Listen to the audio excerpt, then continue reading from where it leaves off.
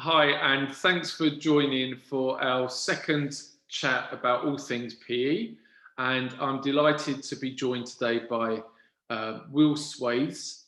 And we try to keep these to a maximum of 15 minutes. And so, Will, for anyone, and I really can't believe there is anyone on the planet who's not familiar with you, hasn't benefited from your work in some shape or form.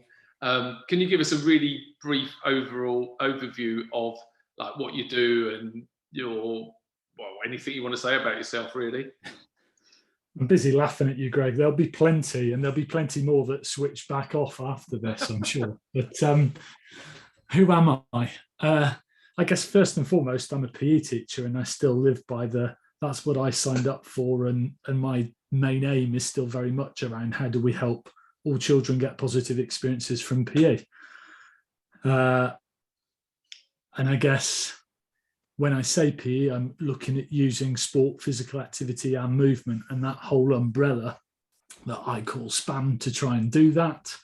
But I guess for the last 3 years, the bills have been paid by the fact I'm a teacher educator, not in the classroom or out on the sports field as much anymore. So I love the work I do for Birmingham City University, privileged enough to also work with Loughborough and Buckingham universities. And then when I find some time, I also do quite a bit of freelance work myself. If people really want to find me, probably PE Scholar and my partnership there is the best place to look up that's where my creative juices go from my learnings working with young brains, I think. That's interesting. We could go down a rabbit hole and ask about how creative or otherwise teacher education is or is heading, but we won't. So I'm going to. That's why I put my creative juices elsewhere, Greg. It's always that challenge, isn't it? Are we preparing physical educators to be the inspirational PE teachers of the future, or are we arming them with the tools to thrive in today's PE world? And I want to try and give them a bit of both, which typically means dampening down my program that I would love to be delivering with them, because it probably wouldn't make sense when they then turn up at work the next Monday and they're doing lesson 3, the layup in basketball again. Well, maybe we return to that very, very soon. I think we probably will. But just to expand a little bit more, and I know this is something that you tweet about and read about a lot, and I think anybody who is following you on Twitter or is aware of your work, especially with PE Scholar, would be in awe of your output. And then amidst it all, I believe you've completed your masters with a distinction. I believe I'll throw that in so that you. Yeah, why not? First one I've ever had. And so you're putting out a lot of stuff. So just share, what are your top tips for staying productive? Well, I'm basically just trying to save myself from the fact that I only just scraped a C in English at GCSE. The only thing that motivated me to do well at A-levels is because I didn't want to go to my second choice university. And I only learned to be literate when it was stuff that actually, for some reason, just stuck in my head, and therefore I could build a story around. I'm also still trying to recover from the fact I've failed my minibus driving test. So lots of kids missed out on fixtures because, despite driving from the age of about 5, because my dad's a mechanic and he owned a garage, and I raced from the age of 14, I apparently couldn't pass a minibus driving test to take kids on a residential. It's probably because you were racing from the age of 14, but maybe. But anyway, so that's, I guess, yeah, the masters for me was invest in myself again a little bit. I don't know, again, maybe some of the listeners will connect with this. The fact that I spent my life in education, I was desperate to just get teaching. So I did a PGCE route into teaching, and then kind of closed the door to research and academia. I wanted to do the job, and then realized that in order to do the job better, I needed to learn an awful lot more. And then that whet my appetite to try and invest a bit more in me. So that's where I guess the masters came from. But your question was, what do I do to get productive? And I guess I don't get up early, not sleep a lot. No, my biggest priority is probably stay well. I think again, people that are on Twitter will see Laura Davis recently said, achieving that work-life, exercise, social, relational balance is so important. I try and surround myself with people that are positive, but also contributors to the world. I'm a big believer in that whole, find the right fit, the ikigai stuff, the find the sweet spot, and you'll never work another day in your life sort of mentality. Like here we are recording this on a Monday. Before we came on air, you were asking about the weekend and how well I, separate out my time, and I don't. Maybe I should have a garden office that I go to at 9 o'clock and I walk out of at 5 o'clock and close the door. But I don't really want to compartmentalize like that. I love what I do, and I want to choose to do it when my brain is best. And I guess my brain works quite well early in the morning, so I tend to get up early and get on it, but also try to work on things I love rather than, how much of my day can I fill with the things that I love and that hopefully will make a difference. And I guess, again, I'm quite lucky now in that if it's just not quite, whether it's writer's block or whatever you want to call it, if it's not working, I try to step away from the laptop. And, I'm lucky we've got a river at the end of the road. I've got a paddleboard. We were talking earlier, I get to the coast quite a lot. And most of my best stuff comes from those moments that I step away from the pressure of trying to do it. It's why I don't like exams, because actually they don't catch us at our best.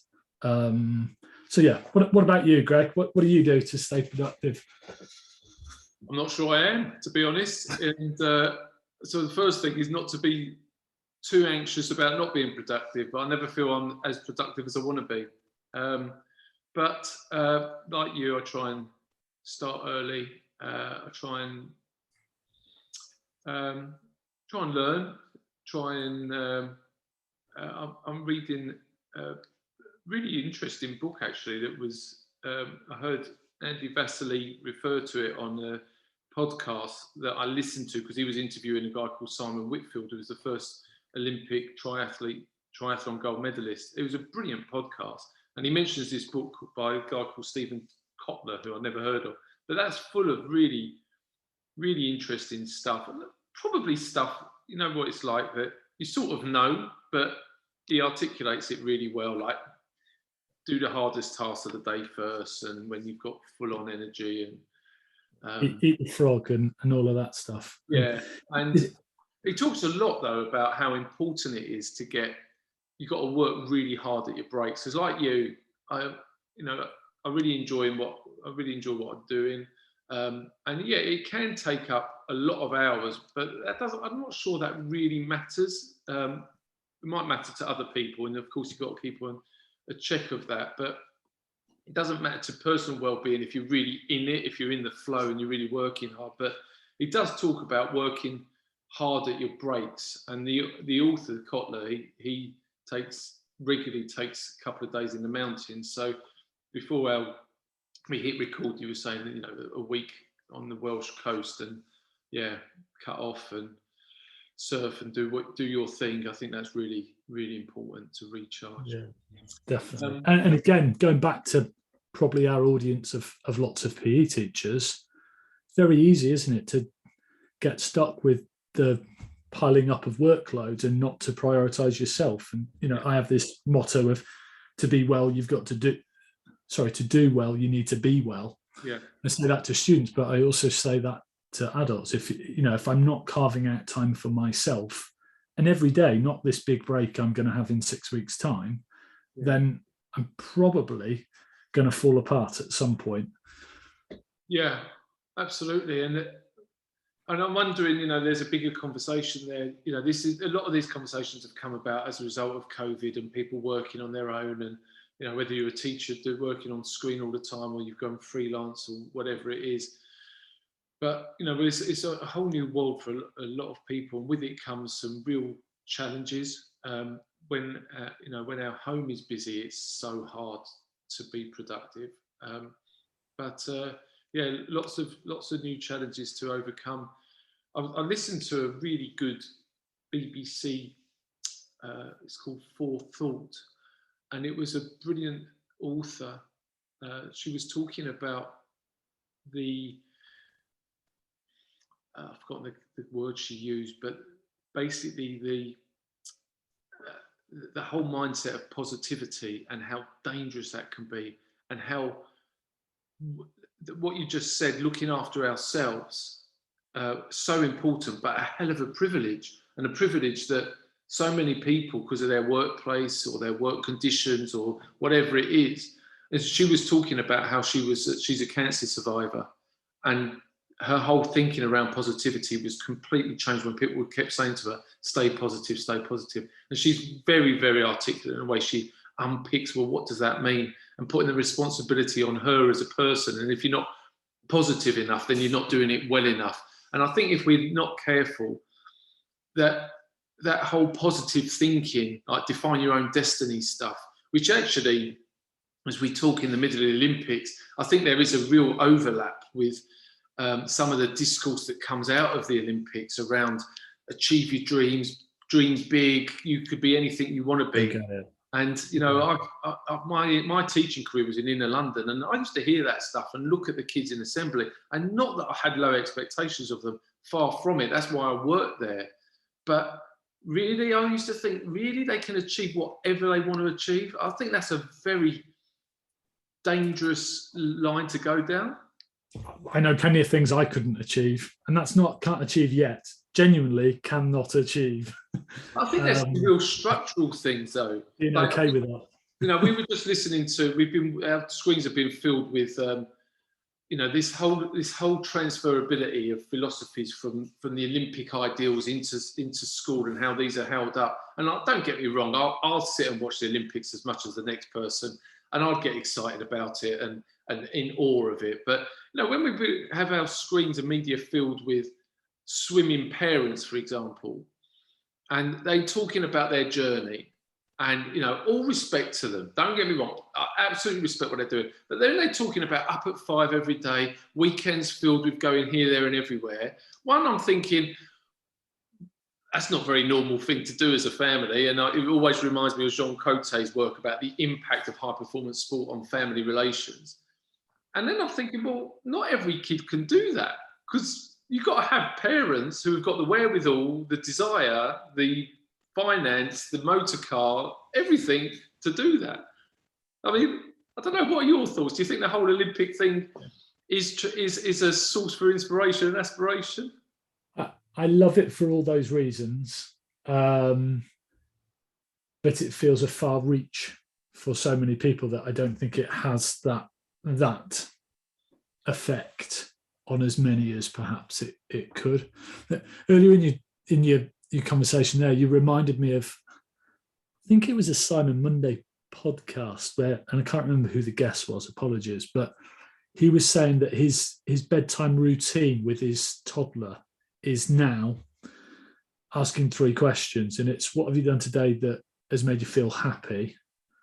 What has, you know, what hasn't gone well? What has not made you feel good? And it's really important, going back to that perspective bit and the positivity stuff, we need to reinforce this idea of no matter how positive you are as a person, bad stuff happens every day and bad days happen every week, and be okay with that. And then the third question was, you know, what have you done today? What made you laugh the most today? And right from that very early age, instead of trying to ignore negative emotions, it's actually recognizing and grabbing hold of them and going, well, so what am I going to take from that? All the Olympians have got that story, haven't they, of the low moments and the you know, the fork in the road and the choice that they made and the thing that had. But for as many of those great stories that we have, there's an awful lot with pretty awful stories. I know a lot of people that gave up sport because of their pursuit of excellence. And when they weren't quite, is why I still play squash, because I never quite got as good as I think I could get. Yeah. But I know a lot of people around me whose families, particularly pushy parents, push them away from the sport for that very reason of spotting the Olympics and thinking that that's the dream, as opposed to, I think the dream is falling in love with whatever those movement things are, just for themselves, and not to try and get on a podium, but because it gives me identity and purpose and fun. Yeah, no, absolutely. And I think there's a lot of synergy in our thinking, and a lot of, probably, dare I say it, better, deeper and greater thinkers around that whole, where does the meaning come from, and why do we do it?